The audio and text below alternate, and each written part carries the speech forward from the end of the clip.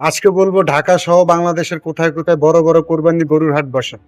বাংলাদেশে কোরবানির ঈদকে কেন্দ্র করে পশুর হাটগুলোর আমেজ একবারে অন্যরকম থাকে। বিশেষ করে ঢাকা এবং ঢাকার বাইরে কিছু বিশাল হাট তাদের আয়তন এবং পশু বিক্রির পরিমাণের জন্য দেশ জুড়ে পরিচিত।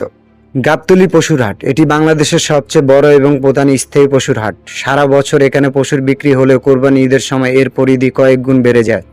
এখানে দেশের সব প্রান্ত থেকে গরু, মহিষ, ছাগল, উট আসে। বিশেষ করে বিশাল আকৃতির রাজকীয় গরুগুলো দেখা এখানে বেশি পাওয়া যায়। ঠিকানা: ঢাকার প্রবেশমুখ গাবতলী এলাকায় অবস্থিত। সারুলিয়া পশুর হাট, ডেমরা, ঢাকা।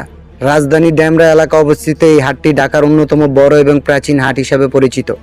এই হাটে প্রচুর পরিমাণে মহিষের আমদানি হয়। বড় বড় ব্যাপারীরা এখানে তাদের পশু নিয়ে আসেন এবং বিশাল জায়গা জুড়ে এই হাটটি অবস্থিত।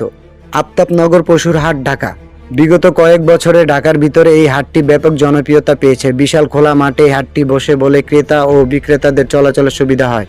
এই হাটে শৌখিন ক্রেতাদের আনাগোনা বেশি থাকে এবং অনেক নামী খামারের উন্নত জাতের গরু এখানে পাওয়া যায়। সাগরিকা পশুর হাট, চট্টগ্রাম।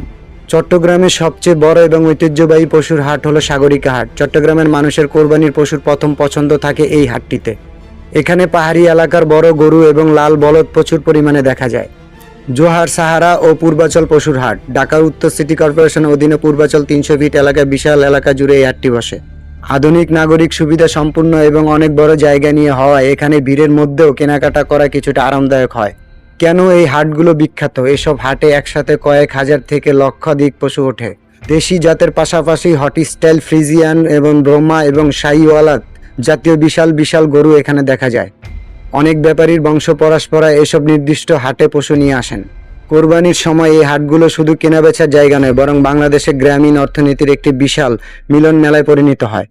আর যারা যারা আমাদের ভিডিওতে এখনো সাবস্ক্রাইব করেননি তাদেরকে বলবো অবশ্যই অবশ্যই সাবস্ক্রাইব করে আমাদের সাথে যুক্ত হয়ে যাবেন।